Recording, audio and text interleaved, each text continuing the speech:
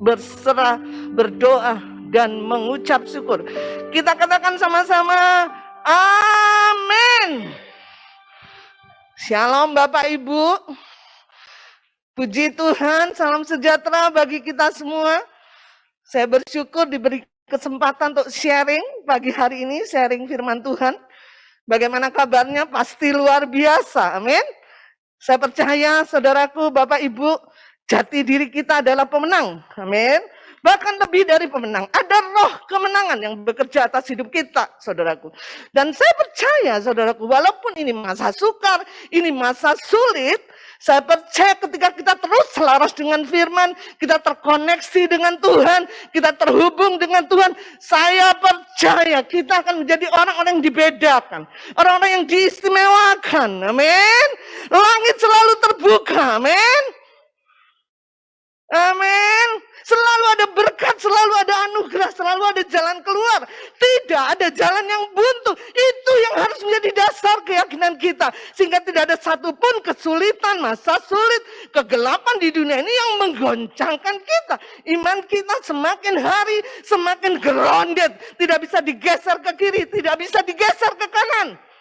Tapi kita terus tertuju kepada Tuhan. Amin. Baik Bapak Ibu, hari ini saya diminta penatua untuk menyampaikan firman tentang fokus. Fokus untuk memberitakan Injil dan memuridkan bangsa-bangsa. Saudaraku, fokus, saya melihat definisi bahasa Indonesia yang sederhana. Saudaraku, fokus dikatakan mata kita tertuju kepada tujuan dan tertuju kepada sasaran, saudara. Ya, itu fokus.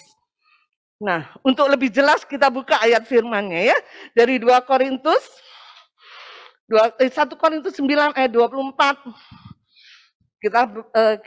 Saya akan bacakan buat Bapak Ibu Saudara.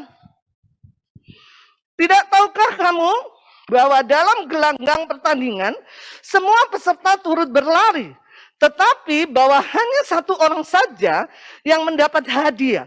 Karena itu larilah begitu rupa sehingga kamu memperolehnya. Saudaraku, seringkali fokus ini dihubungkan dengan seorang atlet, saudara. Ya, kita sudah sering melihat ketika pelari, saudaraku, dia berlari, ada satu finish, ada satu tujuan, dia akan mengerahkan seluruh konsentrasinya, mengarahkan perhatiannya, matanya hanya tertuju kepada garis finish. Bagaimana caranya dalam pikirannya hanya satu saja. Bagaimana caranya saya menyelesaikan sampai garis finish. Saudaraku, saya percaya seorang atlet yang memiliki konsentrasi yang tinggi dan memiliki fokus pasti sulit sekali dikalahkan oleh lawan. Saudara setuju dengan saya? Fokus itu menentukan keberhasilan. Fokus itu menentukan sampai garis finish. Jadi seorang atlet, saudaraku, kalau dia memiliki konsentrasi yang tinggi, dia memiliki fokus, maka saya percaya bahwa tidak bisa lawan mengalahkan dia. Nah, masalahnya saudaraku, fokus ini kata-kata yang gampang diucapkan, tapi sulit untuk dilakukan. Saudara setuju dengan saya? Karena seringkali hidup kita tidak fokus. Saya menyadari, saudara, ada sebuah penelitian, saudara, berkata seperti ini. Hanya 11%, saudaraku dengar baik-baik, hanya 11% secara alamiah orang-orang tetap pada fokusnya. Jadi hanya 11%. Jadi artinya tidak mudah untuk fokus, betul? Ya, ini sebuah penelitian yang saya baca, hanya 11%, saudara.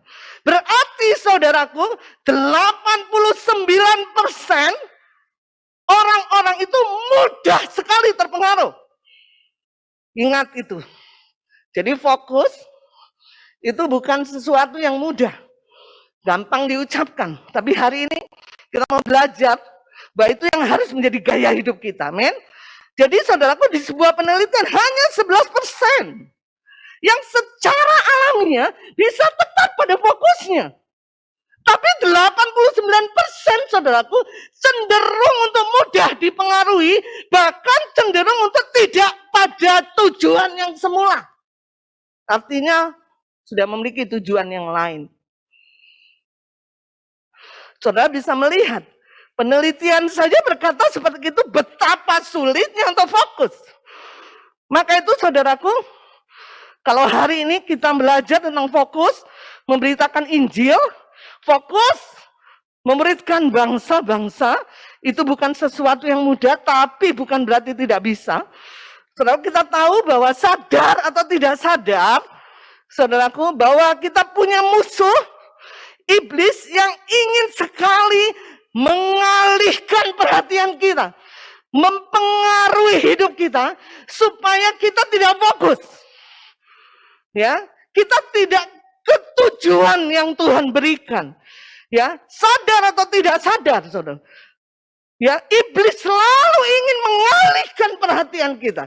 Ya, maka itu saudaraku saya jadi berpikir, kenapa seorang atlet begitu dia merasakan saudaraku yang lain sudah mulai melampaui dia. Kalau dia pelari saudaraku, langsung si pelatihnya di pinggir itu selalu fokus, fokus, fokus. Betul nggak saudara?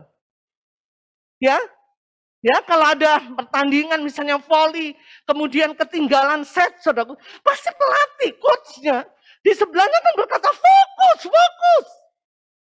Kenapa saudaraku? Ada banyak hal yang sering kali mengalihkan perhatian. Iblis berusaha mengalihkan perhatian kita, sadar atau tidak sadar. Apalagi saudaraku hanya 11% orang yang secara alamiah bisa fokus. Gampang sekali kita dialihkan oleh iblis. Gampang sekali kita dialihkan kepada fakta.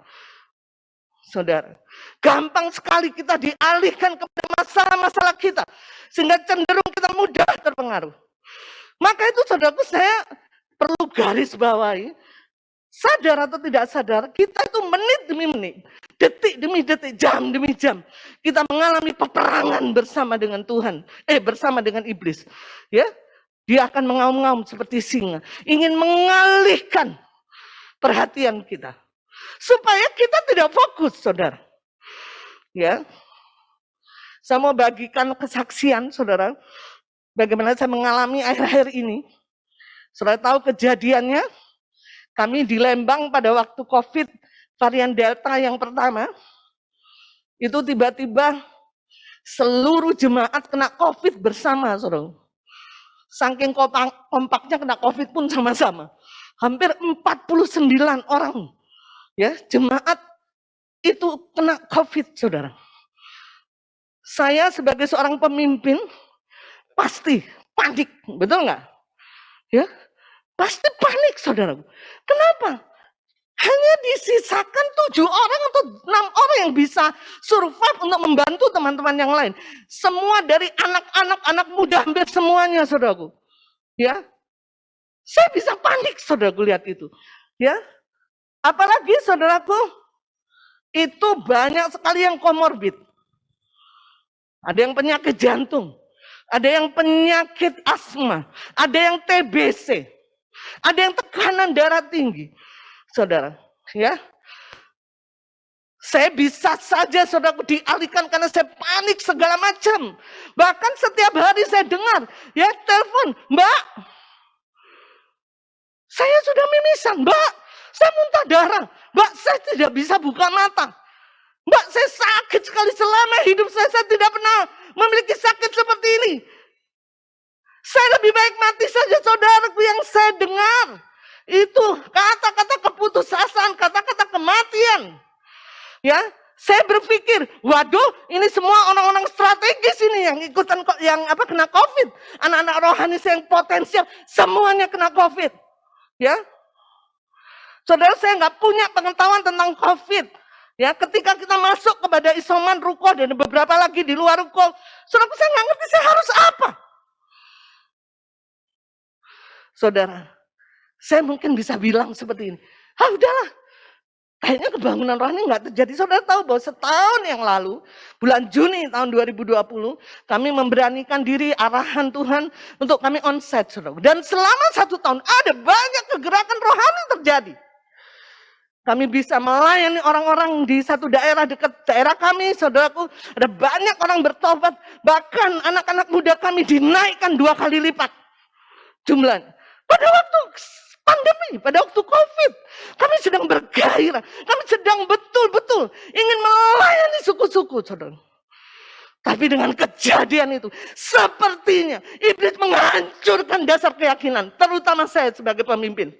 Sepertinya gereja dilumpuhkan. Sepertinya. Ya, saya sudah berpikir, aduh bagaimana kalau mati semua ini? Kegerakannya bagaimana ini? Anak-anak muda yang 2 kali semuanya kena. Tapi saya masuk ke hadirat Tuhan. 2 hari saya datang semedi. Saya nggak mau dengar suara yang lain. Kecuali suara Tuhan. Saya tidak mau dialihkan dengan apapun. Mau sakit, penyakit, mau apapun. Karena gereja ini didirikan untuk suku-suku bertobat percaya kepada Tuhan. Saya datang kepada Tuhan. Tuhan kasih firman. Di 2 Tawarik. Ya. Pada waktu Yosafat diserang Bani Amun, diserang Bani Moab, saudaraku. Ya, dia ketakutan, dia panik. Ya, akhirnya dia berpuasa datang kepada Tuhan. Ya, kita lihat 1 Korintus, mohon maaf 2 Tawarik. Ya, ya Allah kami, 3 Engkau akan menghukum mereka, karena kami tidak mempunyai kekuatan untuk menghadapi laskar yang besar ini yang datang menyerang kami. Kami tidak tahu apa yang harus kami lakukan. Tetapi mata kami tertuju kepadamu. Saudaraku, saya nggak mau dengar suara yang lain. Saya hanya bisa menangis, Tuhan tolong. Saudaraku, saya nggak tidur. Setiap saat ngomong, aduh Mbak, saya muntah darah. Saya nggak ngerti. Tapi yang saya punya firman. Saya nggak mau dialihkan oleh apapun. Saya nggak mau panik, saya nggak mau takut terhadap sakit penyakit. Saya bahasa roh. Saudaraku, itu betul itu. Kesaksian yang dahsyat itu. Super duper itu Tuhan kita. Saya merinding kalau cerita bagaimana Tuhan menyembuhkan kami ya. Teman-teman yang di Lembang. Dengan berbagai macam kondisi. Mungkin saudara nggak ngerti step by stepnya. Tapi saya melihat saudara. Tuhan bilang kamu berdiri. Aku yang berperang. Aku yang bertindak. Yosafat kau berdiri di tempatmu. Percaya kepadaku. Naikkan pujian. Bahwasanya kasih setia Tuhan kekal selamanya. Aku yang menyelesaikan. Saudara, ada banyak hal iblis alihkan perhatian kita. Dibuat ketakutan sebegitu rupa. Saudara, ya. Saya merasakan bahwa sekali lagi, kalau kita tidak fokus, tidak ada kemenangan dan keberhasilan. Dan mereka betul-betul mengalami bagaimana Tuhan yang ajaib. Tuhan yang luar biasa, saudara. Yang menolong saudara-saudara kita. Ya, ketika saya betul-betul benar, oh Tuhan, saya nggak mau teralihkan. Apapun keadaan yang terjadi, sekalipun saya lihat mereka terkapar. Saya tahu Tuhan, janjimu tidak pernah gagal atas gereja ini. Mungkin sepertinya gereja dilumpuhkan karena orang-orang kuat semua sepertinya kalah. Tapi aku percaya. Saya bersyukur tuh, saudara. Cerita Tuhan, cerita-cerita yang dahsyat. Ada seorang saudaraku, dia pada waktu malam itu semua sudah terkapar di isoman. Gak mungkin dia perhatikan satu dengan yang lain. Tapi ada seorang bapak, saudaraku, dia satu keluarga terkapar ada di ruko. Ketika dia terkapar, saudaraku, jam 12 malam semua sudah masing-masing sudah memikirkan diri sendiri untuk bisa bergumul dengan sakit penyakitnya. Saudara, dia kesakitan, tapi puji nama Tuhan di sebelahnya. Tiba-tiba seorang bapak yang lain dibangunkan oleh Tuhan. Dia melihat kesakitan, dia doakan, dia bangunkan yang lain. Dalam keadaan mereka sakit, dia doakan dengan bahasa roh. Dan apa yang terjadi? Sejak saat itu dia sembuh, dia menangis, dia bilang, aduh kalau saja 30 menit aku, nggak ada yang nolong, aku pasti udah mati. Dan saya bersyukur sampai hari ini dia katakan, nggak bisa, aku harus menjadi senjata kebenarannya Allah. Pengalaman itu cukup bagi saya untuk saya memberikan hidup saya bagi Tuhan. Saudara, ada banyak hal iblis ingin alihkan perhatian kita. Ya, Tuhan ingin kita menyelesaikan agenda. Tuhan ingin menyelesaikan memuridkan bangsa-bangsa. Tapi iblis ingin kita teralihkan supaya kita memiliki tujuan yang lain. Tidak fokus pada tujuan yang semula. Saya percaya saudaraku, COVID ini, ya, pandemi ini dipakai Tuhan untuk membongkar, untuk mengekspos siapa kita di hadapan Tuhan. Betul? Ya? Ada seorang jemaat yang saya layani, dia di 30 tahun bekerja dengan mapan, tiba-tiba digoncangkan. Ya, dia nggak punya pekerjaan lagi, sampai makan pun susah. Dia bukan punya pekerjaan yang ecek-ecek, saudaraku. Dia punya pekerjaan yang bagus. Ya, ketika saya datang ke rumahnya, saya sampai prihatin. Dia sudah nggak punya apa-apa, tapi dia bisa saksi. Oh, ibu, saya bersyukur karena saya tahu siapa diri saya sekarang.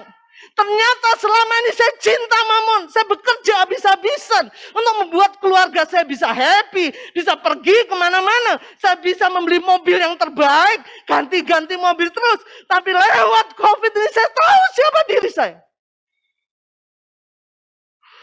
Memang nggak enak ya kita lihat masa-masa sukar, saudara. Tapi percayalah di balik semua ini, Tuhan sedang membongkar siapa kita. Apakah fokus kita masih pada tujuan itu? Ataukah kita sudah punya tujuan yang lain? Saudara, di dalam fokus, saudaraku, ada 2 hal atau 3 hal yang penting. Yang pertama adalah disiplin. Saudara, ya, disiplin, mendisiplin diri. Apa yang dimaksud mendisiplin diri? Di dalam fokus ada nilai-nilai mendisiplin diri. Artinya saya harus bertindak tegas kepada segala sesuatu yang ditawarkan oleh dunia ini, dan saya ikut pada keinginan dunia. Berkata tidak kepada keinginan dunia. Itu mendisiplin diri. Mendisiplin diri dan menguasai. Kita lihat di 1 Korintus 9 ayat 25 ya. Firman Tuhan berkata, tiap-tiap orang yang turut mengambil bagian dalam pertandingan menguasai dirinya dalam segala hal. Mereka berbuat demikian untuk memperoleh satu mahkota yang fana. Tetapi kita untuk memperoleh mahkota yang abadi. Jadi saudaraku, saya percaya seorang atlet, dia bukan fokus pada waktu pertandingan saja, tetapi fokus itu menjadi gaya hidupnya. Saya percaya seorang pelari, saudaraku, sebelum pertandingan dia melatih dirinya. Ya, saya yakin seorang seperti Jonathan atau siapa ya yang menang kemarin ya, Gracia Poli, saudara.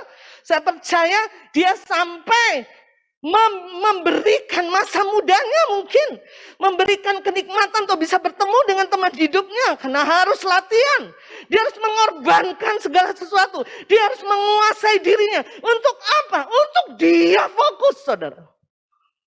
Jadi dia berkata tegas tidak kepada semua keinginan dunia. Saya percaya semudah hidup mereka ingin sekali menikmati dunia. Tapi karena dia tahu ada mahkota, ada kemenangan yang harus dia kejar, dia korbankan semuanya. Saya mau bagi berkat, saudara. Nggak apa-apa ya, ini bagi berkat terus ya. Nah, saudaraku, di salah satu yang ikut COVID, sakit COVID ini, anak rohani saya, satu keluarga itu kena. Jadi suaminya, karena dia sering pergi keluar kota, jadi nggak kena. Jadi dia dengan anak-anaknya kena, ikut di ruko, saudara. Kenapa dia harus ikut di ruko? Karena di daerah kami, itu kalau kena COVID, itu dianggap aib. Satu RT, satu RW akan mengusir mereka, dan mereka nggak mau kalau si keluarga ini diam di daerah itu. Nah, saudaraku, Tuhan memberikan kemenangan yang luar biasa, mereka sembuh. Kemudian dia harus pulang ke rumah kan.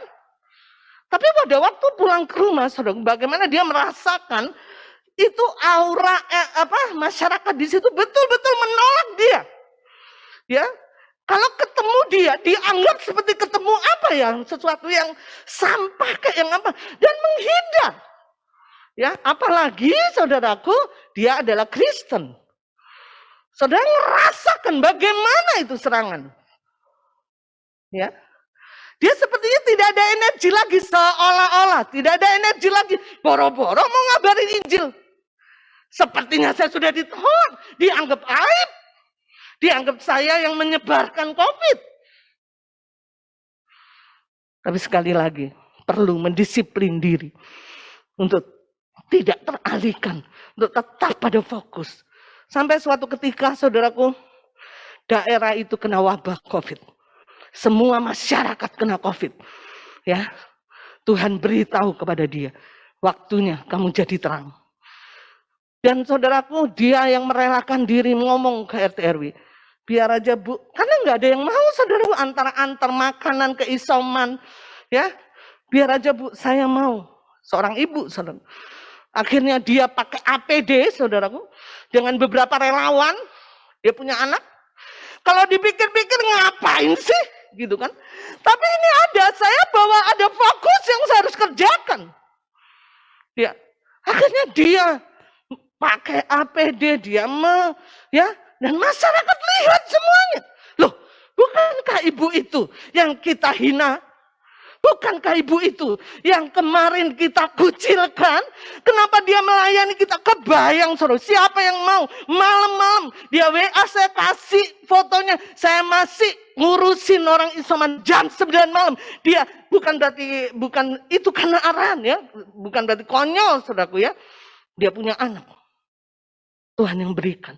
Artinya bahwa tidak bisa mungkin kalau kita dialihkan, ya sudahlah. Ngapain? Dia aja nggak mau terima saya. Sampai suatu ketika, saudaraku, diumumkan di masjid bahwa ada seorang yang meninggal. Tidak ada satupun yang mau memandikan mayat. Dia bilang, biar saya yang memandikan mayat. Tuh, ibu nggak apa-apa. Orang-orang seimannya nggak ada yang memandikan mayat, saudara. Dia pakai APD, dia mandikan mayat itu. Dan apa yang terjadi, tersiar kabar, saudara. Ya, mending bager ya.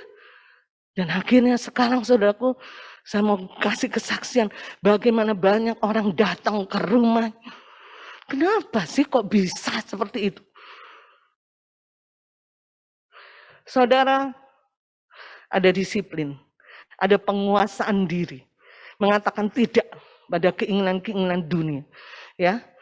Ya, saudara, mungkin saat-saat ini kita ada masalah ekonomi dan segala macam, saudaraku. Sepertinya kita tidak punya energi, boro-boro saya ngabarin Injil. Saya aja punya masalah yang besar. Bagaimana saya memuridkan? Saudara, saya sepertinya tidak punya energi. Hari ini saya mau katakan, jangan mau dialihkan. Justru saudaraku, pada akhir zaman ini, Tuhan sedang membentuk, mencetak ulang saudara dan saya untuk dipromosi. Untuk menjadi terang dan garam dan menjadi pemenang dalam setiap masalah. Sehingga orang lihat kita dibedakan, diistimewakan. Saudaraku, kejadian di daerah kami itu tersiar kabar. Di pasar orang ngomongin. Tapi ada salah satu anak rohani saya yang berjualan di pasar, saudara. Dia bagikan. Dan ada banyak orang betul-betul merasa dahsyat sekali Tuhan, ajaib sekali Tuhan. Saudara, sekali lagi, gampang sekali, 80% gampang sekali orang mudah terpengaruh. Tapi saya mau katakan kepada saudara, hari ini jangan. Bagaimana caranya? Tidak ada cara lain kecuali kita melekat. Baik, kita buka 2 Timotius sebelum ke sana ya, mohon maaf. 2 Timotius 2 ayat 3 dan 4. Saya ini sampai berapa lama ya? Nggak kelihatan. Nanti kasih tahu aja. 2 Timotius 2 ayat yang ketiga dan 4 ya, sekaligus ya. Ikutlah menderita sebagai seorang prajurit yang baik dari Kristus Yesus. Ayat yang keempat, seorang prajurit yang sedang berjuang tidak memusingkan dirinya dengan soal-soal penghidupannya, supaya dengan demikian ia berkenan kepada komandannya.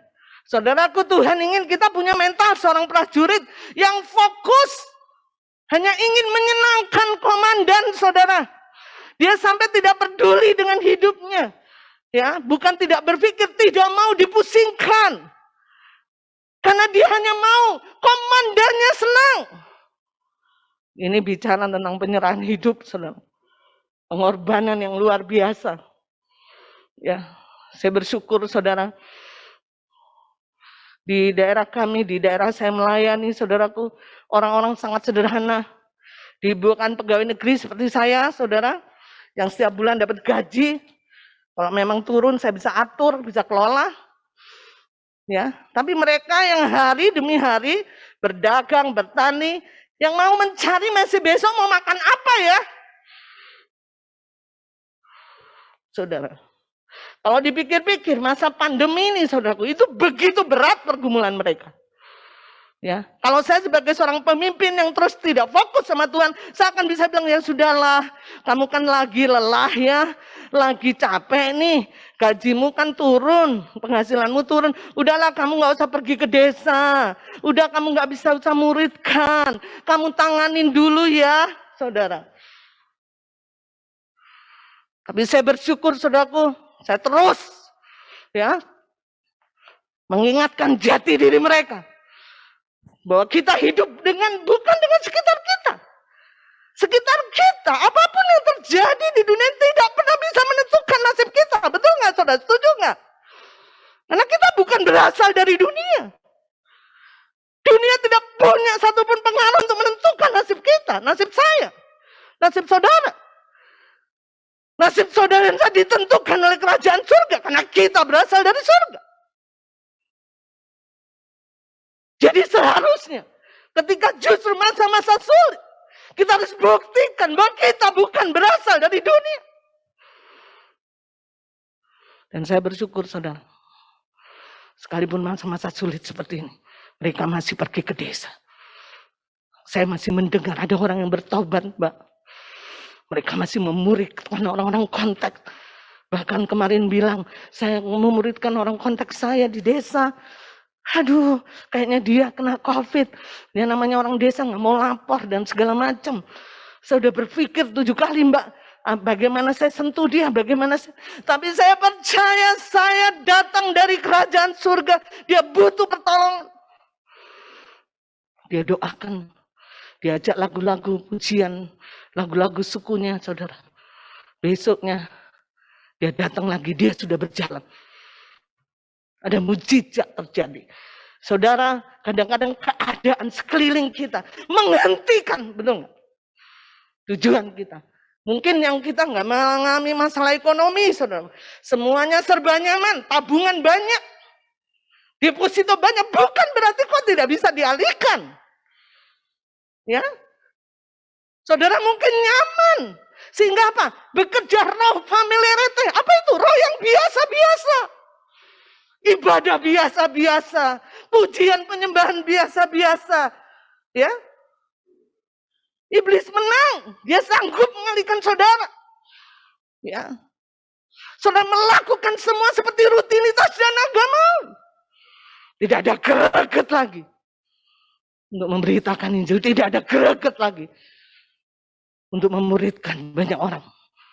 Saudaraku, ini waktunya justru isu yang menarik buat kita bukan masalah COVID. Isu yang menarik buat kita, gereja dibangkitkan. Itu justru yang harus menjadi pengaruh yang kuat atas hidup kita. Bukan COVID-19, bukan apapun. Karena semuanya hanya untuk menghentikan kita.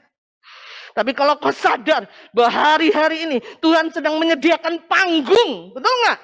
Sama seperti Daud diberikan panggung, dia harus lawan Goliat sehingga dia jadi raja. Saudara sedang dikasih panggung di mana-mana. Amin. Kenapa? Maka itu kau harus lawan Goliatmu.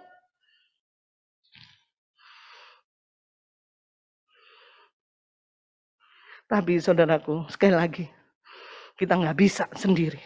Kita harus melekat. Kita lihat 1 Yohanes 15 ayat yang keempat.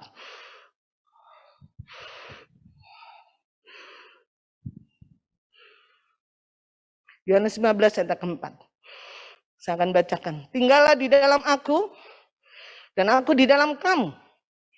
Sama seperti ranting tidak dapat berbuah dari dirinya sendiri, kalau ia tidak tinggal pada pokok anggur. Demikian juga kamu tidak berbuah jikalau kamu tidak tinggal di dalam aku. Saudaraku, firman ini sangat mewahyu dalam kehidupan saya. Ya, karena saya ranting, saya nggak ada gunanya, saudara, kalau saya nggak melekat kepada Tuhan. Mungkin kau punya tabungan, kau punya intelektual yang tinggi, kau punya pengetahuan yang hebat, kau punya banyak hal, tapi kau ranting. Nggak ada gunanya. Kecuali kita melekat. Kecuali kita terus nempel pada pokok anggur, baru ada gunanya. Jadi saudaraku, sekali lagi kita tidak bisa berbuat apa-apa tanpa Tuhan. Kita nggak bisa fokus, karena hanya 11% yang secara alamiah bisa bertahan pada fokusnya. Cenderung kita mudah dipengaruhi, tapi bukan berarti tidak bisa fokus. Saya percaya kalau kita melekat kepada pokok anggur, saya percaya Tuhan akan membuat kapasitas, kemampuan, kita terkoneksi, diwahyukan firman, kita mendapat arahan, dan kemudian kita bisa melakukan pekerjaan-pekerjaan yang besar bersama dengan Tuhan. Justru di masa-masa sulit, kita tidak menjadi letih lesu lelah, tapi sungguh bergairah, sehingga kita betul-betul hanya ingin mengerjakan agenda Tuhan. Tidak ada yang lain. Kita tidak dipusingkan oleh keadaan diri kita, tapi kita tahu ada tujuan yang harus kita capai. Gak bisa. Saya gak akan bisa, saudaraku, menjadi pemimpin yang kemarin saya mungkin akan letih lesu lihat keadaan gereja seperti itu. Tapi saya tahu, sama seperti Yosafat, apapun yang terjadi, matanya tetap tertuju kepada Tuhan. Melekat kepada Tuhan. Sehingga apa? Saya percaya ketika kita melekat kepada Tuhan, ada pekerjaan roh yang bekerja. Saudara. Amin. Saya yakin saudaraku, akhir zaman ini Tuhan akan sedang membuat gelombang pekerjaan rohnya semakin kuat dalam hidup kita. Ya. Maka itu saudaraku, nempel kepada pokok anggur. Ya, kita akan terus bergairah. Dan percayalah saudaraku, kalau engkau terus melekat kepada Tuhan, Tuhan tidak punya kekurangan cara untuk menolong kau. Selalu ada jalan, selalu langit yang terbuka. Ada banyak kesaksian yang tidak mungkin saya harus sampaikan di sini. Bagaimana nggak masuk di akal. Kita akan melihat mujizat-mujizat yang tidak lazim terjadi. Mungkin dulu kita berpikir, oh Tuhan mengubah air menjadi anggur ya, ih dahsyat banget. Tapi hari-hari ini, terakhir ini, Tuhan akan lakukan mujizat-mujizat yang tidak lazim, yang kita hanya pernah dengar dan kita baca di Alkitab, itu terjadi atas hidup kita. Kalau kita fokus kepada Tuhan. Satu lagi ayat Matius 28, kurang 1 menit katanya. Matius 28 ayat yang ke-20. Tuhan, dan ajarlah mereka melakukan segala sesuatu yang telah kuperintahkan kepadamu, dan ketahuilah aku menyertai kamu senantiasa sampai kepada akhir zaman. Saudara, kalau kita fokus pada tujuan Tuhan, pada agenda Tuhan, percayalah Tuhan akan sertai engkau. Bicara Tuhan menyertai itu gampang sekali ya. Tuhan, tapi percayalah di dalamnya itu ada makna yang besar. Men, kedaulatan Tuhan, seluruh surga akan backup engkau. Saudara, selama engkau fokus, gak usah pusing dengan Tuhan yang memikirkan apa yang menjadi kehidupan. Bagian kita fokus. Selesaikan agenda Tuhan. Tuhan bilang, aku akan menyertai engkau sampai akhir zaman. Jangan menyerah, saudaraku. Hanya gara-gara masalah Goliat. Saudara, kenapa sih jemaat para rasul di kisah para rasul itu dipakai Tuhan begitu luar biasa, saudara? Ya dia bertekun ya. Fokus itu bicara juga bertekun. Dengan pengajaran Rasul dia memecah roti dan segala macam.